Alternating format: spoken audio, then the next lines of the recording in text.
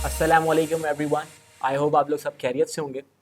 अब जो हम टॉपिक अगला स्टार्ट करने वाले हैं वो है substantive procedures. Very important topic. Topic का नाम मैं यहाँ लिख दूँ, क्या स्टार्ट करने वाले हैं? Substantive procedures. बेटा ये टॉपिक बहुत इंपॉर्टेंट टॉपिक है और समझ लें कि 15 to 20 marks on an average लगा लो कि ये एग्ज़ाम में आपके पास 15 to 20 मार्क्स का ज़रूर टेस्ट होगा। कभी कभी तो 25 मार्क्स का भी टेस्ट हो सकता है। बेटा ये CRQ के अंदर भी आ सकता है और आपके पास MCQs के अंदर भी आ सकता है, यानी सेक्शन A के अंदर भी आ सकता है। टॉपिक का नाम क्या है? Substantive procedures. ये सब्सटेंटिव प्रोसीजर नेक्स्ट क्लास में हम स्टार्ट करने जा रहे हैं। आज की क्लास में बेसिकली हम पढ़ेंगे वो है असर्शंस ऑफ फाइनेंशियल स्टेटमेंट्स। यानी चक्कर क्या है बेटा? फाइनेंशियल स्टेटमेंट्स का ऑडिट यानी सब्सटेंटिव प्रोसीजर्स यानी सब्सटेंटिव टेस्टिंग पढ़ने के लिए जो हमारा अगली क्लास का टॉपिक होगा उसको पढ़ने से पहले हमें असर्शंस ऑफ फाइनेंशियल स्टेटमेंट्स को ज़रूर देखना है। ये असर्शन ऑफ फाइनेंशियल स्टेटमेंट्स क्या है बेटा? असर्शन ऑफ फाइनेंशियल स्टेटमेंट्स हमने एक दफ़ा पहले भी इंटरनल कंट्रोल के टॉपिक में पढ़ी थी, जिसमें मैंने आपको बताया था निमोनिक, आपको याद होगा। असर्शंस ऑफ फाइनेंशियल स्टेटमेंट्स में निमोनिक आपको याद होगा, ACCA कवर P। सही। अब यहां पे दोबारा हम असर्शंस ऑफ फाइनेंशियल स्टेटमेंट्स को क्यों लेके आए? क्योंकि बेटा अब हम इसको सब्सटेंटिव टेस्टिंग के कॉन्सेप्ट से, कॉन्टेक्स्ट से समझेंगे। क्योंकि ये वर्ड मैं यहां पे बोल रहा हूं, बाद में इसको एक्सप्लेन भी करूंगा कि ऑडिटर फाइनेंशियल स्टेटमेंट्स की असर्शन को ही तो टेस्ट करता है। ऑडिटर फाइनेंशियल स्टेटमेंट्स की असर्शंस को ही तो ऑडिटिंग प्रोसीजर्स लगा के वेरीफाई करता है। बेटा ये वर्ड जो मैंने बोले ना, अब इसको मैं पूरे टॉपिक के अंदर आपको एक्सप्लेन करूंगा, इसीलिए मैंने कहा था कि असर्शंस को हम एक दफा फिर पढ़ेंगे सब्सटेंटिव प्रोसीजर के कॉन्टेक्स्ट में। पहले एक दफा असर्शंस को फिर से देख लेते हैं। कंपोनेंट्स ऑफ फाइनेंशियल स्टेटमेंट्स कौन कौन से हैं? पहले तो जल्दी से ये देख लें कि कंपोनेंट्स ऑफ फाइनेंशियल स्टेटमेंट्स हमें पता है। Profit and loss, statement of financial position, statement of changes in equity, statement of cash flows और उसके बाद notes to the financial statements यानी डिस्क्लोजर। बेटा ये सारे कंपोनेंट्स हैं फाइनेंशियल स्टेटमेंट्स के। ये फाइनेंशियल स्टेटमेंट्स बनाता कौन है? ये फाइनेंशियल स्टेटमेंट्स बनाता कौन है? मैनेजमेंट बनाती है। ठीक है। अब मैनेजमेंट जब ये फाइनेंशियल स्टेटमेंट्स बना रही है तो मैनेजमेंट फाइनेंशियल स्टेटमेंट्स बनाते वक्त let's say non current asset में एक प्रॉपर्टी शो करे। मैनेजमेंट जब फाइनेंशियल स्टेटमेंट्स बनाइए उसमें नॉन करंट एसेट में एक प्रॉपर्टी शो करे। अज्यूम करते हैं ये एक ही प्रॉपर्टी है,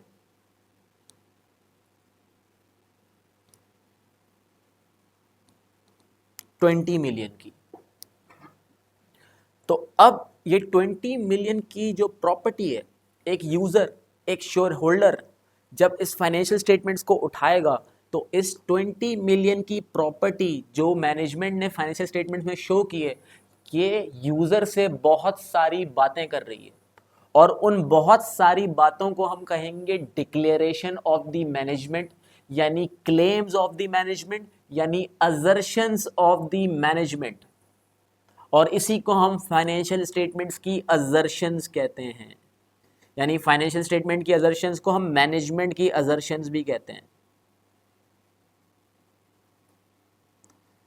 तो दोबारा से आ रहा हूं बेटा, ये प्रॉपर्टी जो 20 मिलियन की ना, यूजर जब इस इंफॉर्मेशन को पढ़ रहा है तो इसको बहुत सारी चीजें मैनेजमेंट की तरफ से क्लेम हो रही हैं। और वो बहुत सारी चीजें क्या क्या हैं कि ये 20 मिलियन की प्रॉपर्टी एग्जिस्ट करती है। एग्जिस्ट करती है तभी तो फाइनेंशियल स्टेटमेंट्स में है। ये 20 मिलियन की प्रॉपर्टी, इस पे ऑनरशिप भी यानी राइट्स भी कंपनी के ही हैं। इस 20 मिलियन की जो प्रॉपर्टी है इसकी वैल्यूएशन यानी अमाउंट बिल्कुल ठीक है। अगर कॉस्ट मॉडल है उसके हिसाब से भी, अगर रीवैल्यूएशन मॉडल है उसके हिसाब से भी। फॉर एग्जाम्पल ये 20 मिलियन की जो प्रॉपर्टी यहां शो हो रही थी, ये अगर प्रॉपर्टी नहीं प्रॉपर्टीज होती तो इसका मतलब मैनेजमेंट यहां पे फाइनेंशियल स्टेटमेंट्स में ये दिखाना चाह रही है कि जितनी भी प्रॉपर्टीज फिजिकली एग्जिस्ट करती हैं वो फाइनेंशियल स्टेटमेंट्स में भी मौजूद है, यानी कंप्लीटनेस।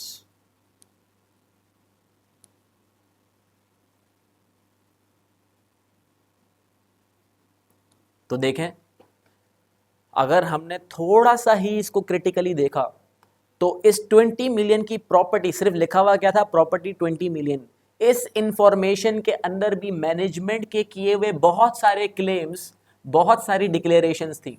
जैसे हमने देखी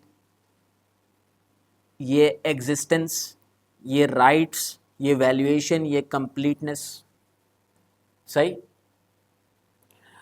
और ये जो प्रॉपर्टी है ये under the heading of non current asset होती है। तो एक और असर्शन भी मैनेजमेंट की तरफ से यहाँ पे ये है कि इसकी क्लासिफिकेशन बिल्कुल ठीक है,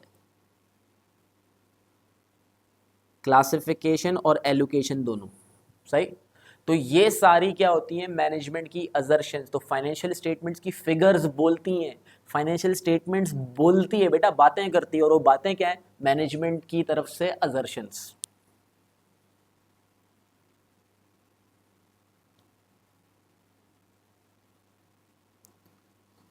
चलें जी, अब यहाँ पे देखें क्या लिखा हुआ है, these are declaration in the financial statements by BOD either express और इम्प्लाइड। बेटा मैंने लास्ट क्लास में भी आपको, सॉरी मैंने आपको पहले भी जब असर्शंस बताई थी तो एक्सप्रेसिव और इम्प्लाइड का मतलब बताया था। कुछ चीज़ें अल्फाजों में एक्सप्रेस की होती हैं, कुछ चीज़ें इम्प्लाइड होती हैं। जैसे ये नहीं लिखा होता कि ये एग्जिस्ट करती है, लेकिन आप इम्प्लाइडली ये समझते हो कि ये एग्जिस्ट करती भी होगी प्रॉपर्टी।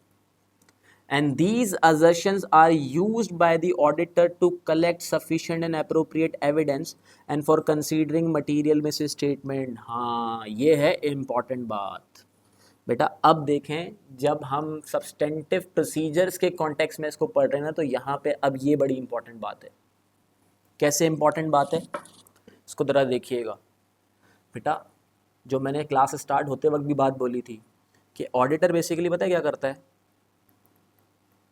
ऑडिटर को इस फाइनेंशियल स्टेटमेंट्स को क्या करना है, टेस्ट।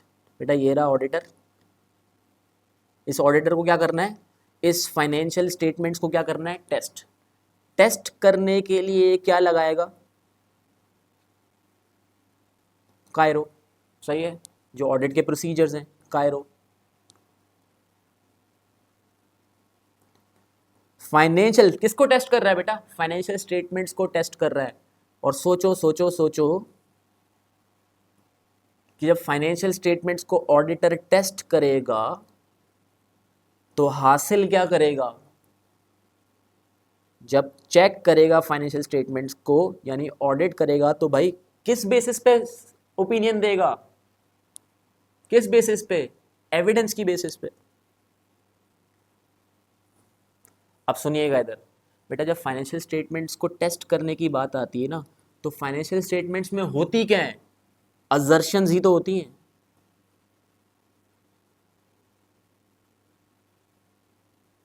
फाइनेंशियल स्टेटमेंट्स में क्या होती हैं, असर्शंस। अब देखो इधर, ऑडिटर फाइनेंशियल स्टेटमेंट्स को टेस्ट करता है और हासिल करता है उस पर सबूत ताकि ओपिनियन दे सके। मैं वर्डिंग को थोड़ा सा चेंज करूंगा। ऑडिटर टेस्ट करता है फाइनेंशियल स्टेटमेंट्स की असर्शंस और उस पर हासिल करता है एविडेंस ताकि ओपिनियन दे सके। यानी इसका मतलब ये कि जब आप सब्सटेंटिव टेस्टिंग कर रहे होते हो, यानी आप कौन बेटा, ऑडिटर।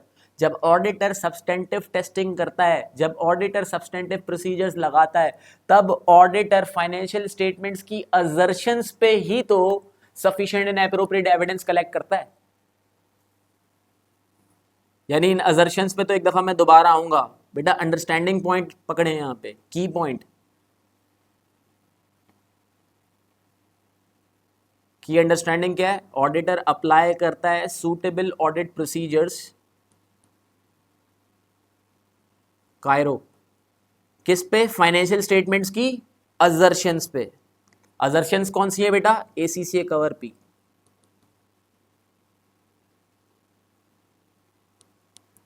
और हासिल क्या करता है बेटा? Sufficient and appropriate audit evidence. सही। अब आते हैं दोबारा असर्शंस पे। बेटा जहन में क्लैरिटी ये आनी चाहिए अब कि जब आप सब्सटेंटिव प्रोसीजर्स परफॉर्म कर रहे होगे ना, तो जो अपना कायरो है वो क्या चीज़ें कंफर्म करने पे लगाओगे? फाइनेंशियल स्टेटमेंट्स की असर्शंस को कंफर्म करने के लिए लगाओगे। बेटा जो आपका कायरो है वो आप किन चीज़ों को वेरीफाई करने के लिए ऊपर लगाओगे? ACCA कवर पी पे, यानी एलोकेशन, कंप्लीटनेस, क्लासिफिकेशन, सही है, cut off, valuation, existence, rights and obligation, presentation, इन सब चीज़ों को वेरीफाई करने के लिए आप क्या लगाओगे? कायरो लगाओगे। ठीक है, तो अब पर्पस जहन में होना चाहिए, जब सब्सटेंटिव टेस्टिंग करेंगे तो लिखेंगे बिल्कुल टेस्ट ऑफ कंट्रोल की तरह ही, लेकिन जहन में क्या होगा? मकसद अब कंट्रोल्स को टेस्ट करना नहीं है, मकसद क्या है? फाइनेंशियल स्टेटमेंट्स की असर्शंस को टेस्ट करना।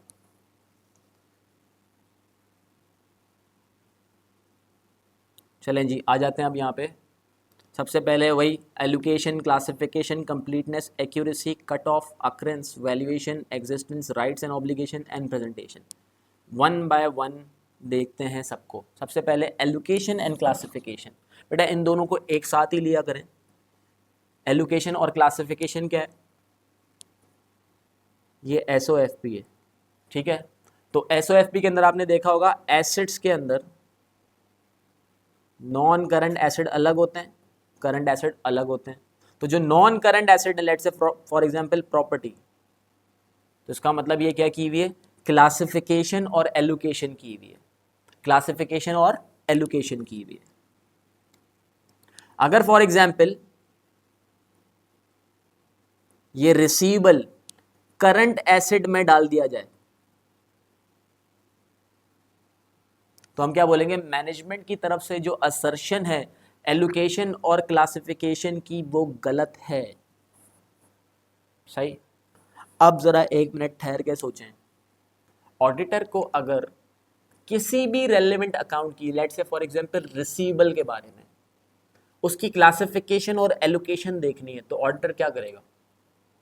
क्या वेरीफाई करनी है? क्लासिफिकेशन और एलोकेशन के रिसीवेबल सही से करंट एसेट के अंदर रिकॉर्ड हुआ है। तो ऑडिटर क्या करेगा? भाई अगर मैं ऑडिटर हूँ ना यहाँ पे, तो मैं सीधा सीधा फाइनेंशियल स्टेटमेंट्स उठाऊंगा और उसमें ये देखूंगा कि रिसीवेबल कहाँ होना चाहिए? करंट एसेट के अंदर। यानी ऑडिटर यहाँ पे, मैं सिर्फ वर्बली बता रहा हूँ, सब्सटेंटिव प्रोसीजर ड्राफ्ट नहीं कर रहा। ऑडिटर यहाँ पे क्या करेगा? ऑडिटर यहाँ पे ड्राफ्ट फाइनेंशियल स्टेटमेंट्स, क्योंकि बेटा फाइनलाइज तो हुई नहीं है, तो ऑडिटर यहाँ पे ड्राफ्ट फाइनेंशियल स्टेटमेंट्स को रिव्यू करेगा और देखेगा कि रिसीवेबल्स, और वेरीफाई करेगा कि receivables as a current asset record हुए। बन गया सब्सटेंटिव। क्या क्या वेरीफाई किया है? एलोकेशन और क्लासिफिकेशन। इसके बाद कंप्लीटनेस। कंप्लीटनेस क्या होती है बेटा? कि जितनी चीजें मौजूद हैं या जितनी भी ट्रांजैक्शन अकर हुई हैं बेटा, वो फाइनेंशियल स्टेटमेंट्स में भी रिफ्लेक्ट होनी चाहिए। लेट्स से सेल्स की 500 इनवॉइसेस हैं जो भी पूरा साल है, तो ये 500 की इनवॉइसेस पूरी की पूरी फाइनेंशियल स्टेटमेंट्स में रिफ्लेक्ट करनी चाहिए। फाइनेंशियल स्टेटमेंट्स में कहाँ? प्रॉफिट एंड लॉस के अंदर। तो हम बताएं क्या बोलेंगे इसको? जो सेल्स हमने की थी, जो सेल्स हमने की थी वो प्रॉफिट एंड लॉस के अंदर पूरी रिकॉर्ड हुई है, यानी कंप्लीटनेस। दूसरी एग्जांपल सुनो बेटा। लेट्स से फॉर एग्जांपल आपके पास 5 मोटर व्हीकल हैं।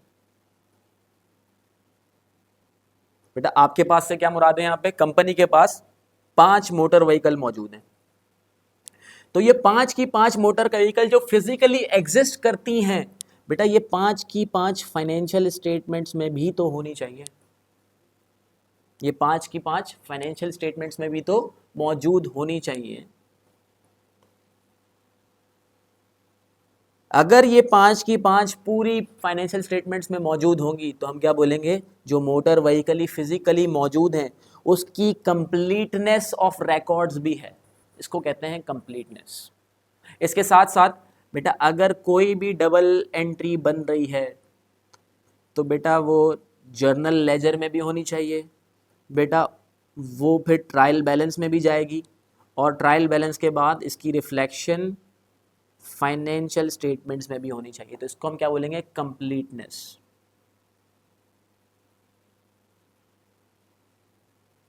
चलें, अब ऑडिटर इस कंप्लीटनेस को कैसे वेरीफाई करेगा। लेट्स से इनवॉइसेस को देख लेते हैं। तो 100 की 100 या 500 इनवॉइसेस थी यहाँ पे, तो 500 की 500 पूरी इनवॉइसेस ऑडिटर तो नहीं उठा सकता, सही है, सैंपल लेगा ऑब्वियसली। तो ऑडिटर सैंपल ऑफ इनवॉइसेस को उठाए, सेल्स इनवॉइसेस को, और इसको देखे कि ये प्रॉफिट एंड लॉस के अंदर भी मौजूद है, या फिर इन 500 इनवॉइसेस की सैंपलिंग बेसिस पे डबल एंट्रीज उठाए और फिर उस डबल एंट्रीज को देखे कि वो जर्नल लेजर में भी होनी चाहिए, वो ट्रायल बैलेंस में भी होनी चाहिए और फाइनेंशियल स्टेटमेंट्स में भी होनी चाहिए। क्या वेरीफाई हो गया इससे, कंप्लीटनेस वेरीफाई हो गई। सर वेरीफाई कर क्यों रहे हैं, एक बात याद रखिएगा, जहन में बिठा लो, बेटा मैनेजमेंट झूठी नहीं है, मैनेजमेंट सच्ची भी नहीं है। यानी इसका मतलब क्या है भाई, आप मैनेजमेंट को ये नहीं समझते कि वो फ्रॉड होगी, मैनेजमेंट को आप सच्चा भी नहीं समझते। आप ये सोचते हैं कि जो इन्फॉर्मेशन, जो अजर्शंस मैनेजमेंट की तरफ से फाइनेंशियल स्टेटमेंट्स में मौजूद हैं, मेरा काम है उन पे ट्रस्ट ना करना बल्कि उनको वेरीफाई करना। क्योंकि आप क्यों आए हो बेटा, फाइनेंशियल स्टेटमेंट्स में risk of material miss statement, financial statements free from material miss statement होनी चाहिए ना। आपका मकसद ये है, ऑडिटर का मकसद ही है। इसीलिए आप सब चीजों को क्या करोगे, वेरीफाई करोगे। एक्यूरेसी, इसके बाद एक्यूरेसी क्या होता है, अगर लेट से फॉर एग्जांपल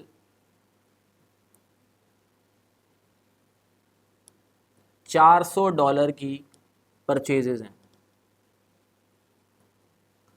और कैलकुलेशन की, मैनेजमेंट ने कैलकुलेशन की और गलती से इसको $350 कैलकुलेट कर लिया, गलती से या जानबूझ के लिए, कुछ भी है, जानबूझ के या गलती से, वो उसका मसला नहीं है।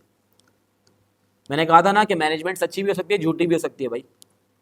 तो मैनेजमेंट ने एक कैलकुलेट करते हुए गलती से फॉर एग्जांपल 350 यहाँ पे लिख दिया परचेजेस, तो इसका मतलब एक्यूरेसी ठीक नहीं है, इसका मतलब एक्यूरेसी ठीक नहीं है। ये कैलकुलेशन प्लस माइनस जो भी किया होगा ना परचेजेस की अमाउंट कैलकुलेट करने के लिए, वो बिल्कुल एक्यूरेट होना चाहिए, इसको कहते हैं एक्यूरेसी। यानी 2 + 2 4 ही होना चाहिए भाई। अगर 2 + 2 5 होगा तो इसका मतलब एक्यूरेसी नहीं है।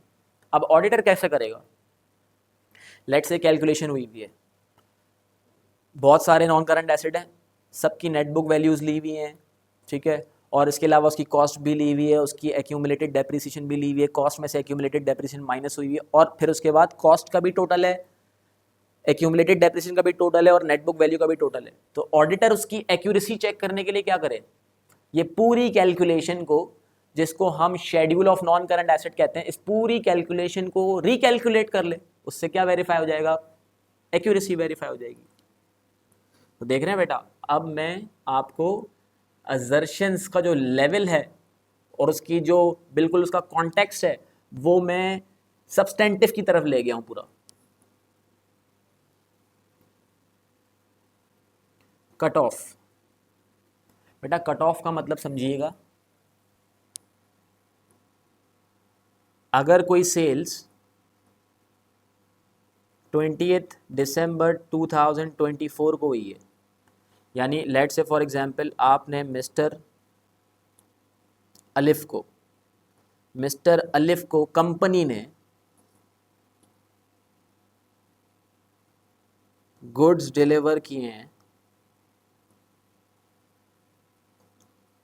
20 दिसंबर 2024 को, तो बेटा यहाँ पे आपने गुड्स डिलीवर करके परफॉर्मेंस ऑब्लिगेशन तो पूरी कर दी। अब ये जो सेल्स होनी चाहिए ना इसकी, वो भी 2024 में ही होनी चाहिए। और वेयर एल्स, अगर फॉर एग्जांपल गुड्स डिलीवर हुए हैं मिस्टर एम को 15 जनवरी 2025 को, तो अब गुड्स डिलीवरी नोट भी क्या होगा 15 जनवरी 2025 को ही जनरेट हुआ होगा, क्योंकि गुड्स भी डिलीवर्ड 15 जनवरी 2025 को हुए। तो बेटा अब इसका रेवेन्यू 2025 में आएगा, यानी जिस पीरियड की जो सेल्स है, जिस पीरियड का जो रेवेन्यू है, उसको उसी पीरियड में रिकॉर्ड होना चाहिए। इसी तरह, अच्छा ये सेल्स है, इसी तरह जिस पीरियड की जो परचेजेस हैं उसको उसी पीरियड में रिकॉर्ड होना चाहिए। यानी कट ऑफ क्या है, जिस पीरियड की ट्रांजैक्शन है उसको उसी पीरियड में रिकॉर्ड होना चाहिए। अगर फॉर एग्जांपल ये 2025 वाले जो गुड्स डिलीवर हुए हैं उसको मैनेजमेंट जानबूझ के या फिर गलती से 2024 में ही रिकॉर्ड कर देगी, तो फिर कट ऑफ गलत हो जाएगा। ठीक है, रेवेन्यू ओवरस्टेट हो जाएगा और कट ऑफ गलत हो जाएगा। तो कट ऑफ क्या है, जिस पीरियड की जो ट्रांजैक्शन है उसको उसी पीरियड में रिकॉर्ड किया जाए। याद रखिएगा, यहाँ पे एक बड़ा इंपॉर्टेंट रिस्क आता है। मैनेजमेंट अपनी परफॉर्मेंस को अच्छा करने के लिए, प्रैक्टिकली बता रहा हूँ, जानबूझ के ऐसा कर सकती है कि वो अपने रेवेन्यू को ओवरस्टेट करने के लिए वो गुड्स जो फाइनेंशियल ईयर से ताल्लुक नहीं रखते, वो रेवेन्यू करंट फाइनेंशियल ईयर में रिकॉर्ड कर लेती हैं, जिससे रेवेन्यू ओवरस्टेट हो जाता है। और जो आपकी परचेजेस होती हैं उसको करंट फाइनेंशियल ईयर की परचेजेस को अगले फाइनेंशियल ईयर में डाल देती हैं, जिससे एक्सपेंसेस कम हो जाते हैं और प्रॉफिट अल्टीमेटली ओवरस्टेट हो जाता है। तो बेटा ये है कट ऑफ। अब ऑडिटर इस कट ऑफ को कैसे वेरीफाई करें, काम की बात। बेटा वेरीफाई करना है कट ऑफ, तो ऐसा हो सकता है ना कि 2024 वाली सेल्स, या सॉरी 2025 वाली सेल्स को 2024 में डाल दिया, या फिर 2024 वाली परचेजेस को 2025 में डाल दिया। तो इम्पॉर्टेंट क्या है, अगर सिर्फ सेल्स के कॉन्टेक्स्ट में ही बात करें, आगे चल के जब हम लोग पूरे सब्सटेंटिव बना रहे होंगे तो फिर परचेजेस के कॉन्टेक्स्ट में भी बात करेंगे। तो कट ऑफ के उसमें इम्पॉर्टेंट क्या है, एक सेकंड ज़रा रुकिएगा।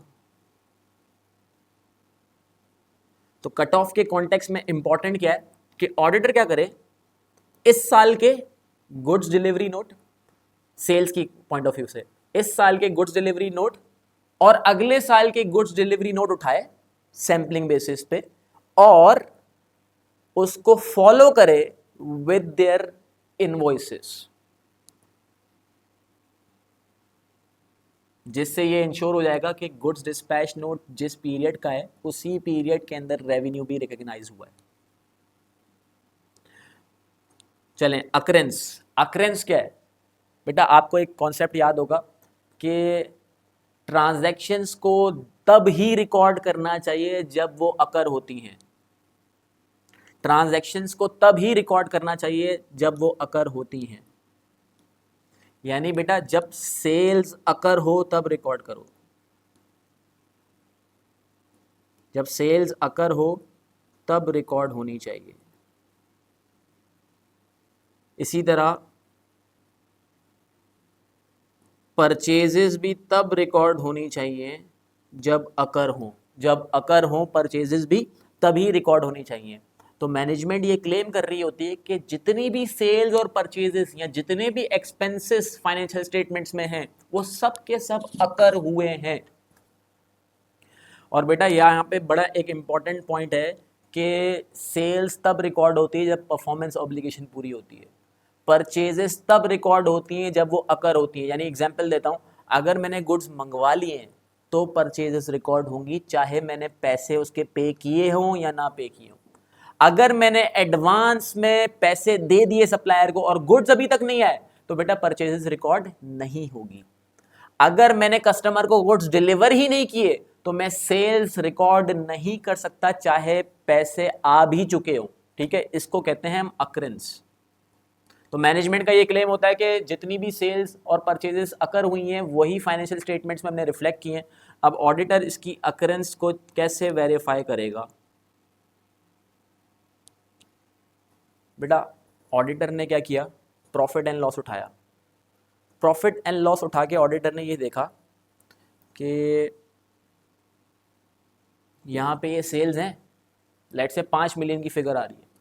ऑडिटर ने सैम्पलिंग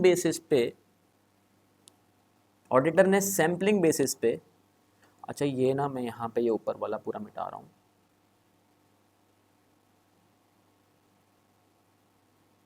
ऑडिटर ने प्रॉफिट एंड लॉस उठाया। प्रॉफिट एंड लॉस के बाद ऑडिटर ने इसमें से सेल्स की अमाउंट देखी 5 मिलियन। अब based on the sample auditor ने कुछ सेल्स इनवॉइस उठाई। Based on the sample auditor ने क्या उठाई, कुछ सेल्स इनवॉइसेस उठाई। अब सोचो ये जो सेल्स इनवॉइसेस हैं ये गुड्स डिलीवर हुए होंगे तभी ये इनवॉइस बनी होगी ना, वरना तो बननी नहीं चाहिए। तो जो सैंपल ऑफ इनवॉइसेस ऑडिटर ने उठाया है ना, sample of sales invoices auditor ने उठाया है, ऑडिटर को क्या करना चाहिए, उसका गुड्स डिस्पैच नोट भी देखना चाहिए, जिससे ये पता चल जाएगा कि गुड्स वाकई में डिलीवर हुए हैं, तब ही तो हमने सेल्स रिकॉर्ड की है। ऑडिटर को ये वेरीफाई हो जाएगा कि गुड्स डिलीवर हुए हैं तभी तो सेल्स आई है। तो यानी देखें यहाँ पे अब कर क्या रहा है auditor, sample of sales invoices उठाई, उसको गुड्स डिस्पैच नोट से मैच कर दिया, और साथ ही साथ गुड्स डिस्पैच नोट के साथ मैच करने के बाद उसको सेल्स ऑर्डर से मैच कर लिया। तो भाई ये कंफर्म हो जाएगा कि जो भी सेल्स रिकॉर्ड हुई है वो अकर भी हुई थी। अच्छा थोड़ा सा पीछे आता हूँ, यहाँ पे क्या हुआ है देखें। अच्छा एक और तरीका होता है, फिर उसके बाद पीछे आऊँगा। बेटा इसी तरह क्या कर सकते हो आप, आपने प्रॉफिट एंड लॉस में जो भी सेल्स है उसको उठाया, देखा ये ट्रायल बैलेंस में है, ट्रायल बैलेंस के बाद जाके देखा ये जनरल लेजर में है, और जनरल लेजर के बाद देखा इसकी डबल एंट्री बनी है यानी। तो आपको ये पता चल जाएगा कि जो भी प्रॉफिट एंड लॉस के अंदर सेल्स है वो वाकई में अकर भी हुई है। अब यहाँ ना एक कन्फ्यूजन क्रिएट हो जाती है, इसलिए मैं दोबारा पीछे जा रहा हूँ। कंप्लीटनेस और अकरेंस। बेटा कंप्लीटनेस का मतलब ये है कि जितनी भी ट्रांजैक्शंस हैं वो फाइनेंशियल स्टेटमेंट्स में होनी चाहिए, इसीलिए ऑडिटर स्टार्ट करता है डबल एंट्री से और पहुंचता है फाइनेंशियल स्टेटमेंट्स तक। ये होती है कंप्लीटनेस। और अकरेंस क्या है, अकरेंस ये होती है कि जितनी भी चीजें फाइनेंशियल स्टेटमेंट्स में मौजूद हैं, जितनी भी ट्रांजैक्शन प्रॉफिट एंड लॉस में मौजूद हैं, वो सारी की सारी उनकी डबल एंट्री भी होनी चाहिए। यानी बिल्कुल कंप्लीटनेस और अकरेंस बिल्कुल एक दूसरे से अपोजिट हैं। कंप्लीटनेस में आप कैसे देखते हो, डबल एंट्री से फाइनेंशियल स्टेटमेंट्स तक। क्यों? क्योंकि जो ट्रांजैक्शन अकर हुई है वो फाइनेंशियल स्टेटमेंट्स में भी होनी चाहिए। और अकरेंस क्या है, जो ट्रांजैक्शंस फाइनेंशियल स्टेटमेंट्स में उसकी डबल एंट्री भी होनी चाहिए। सही। अब आ रहे हैं वैल्यूएशन पे। अच्छा इससे पहले ज़रा ये देखिएगा, कट ऑफ और अकरेंस जो है ना, ये कट ऑफ और अकरेंस बेटा ये प्योरली प्रॉफिट एंड लॉस से रिलेट करती है, क्योंकि जिस पीरियड की ट्रांजैक्शन है उसको उसी पीरियड में रिकॉर्ड होना चाहिए। ये भी प्रॉफिट एंड लॉस से रिलेटेड है और अकरेंस भी प्रॉफिट एंड लॉस से ही रिलेटेड है।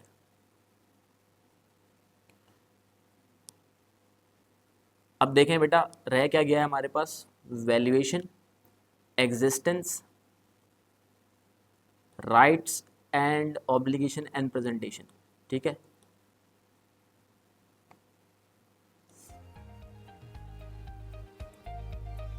बेटा इस असर्शंस को हम नेक्स्ट लेक्चर में कंटिन्यू करते हैं, इसको यहीं तक रखते हैं इस लेक्चर को। अपना बहुत बहुत ख्याल रखिएगा। अल्लाह हाफ़िज़।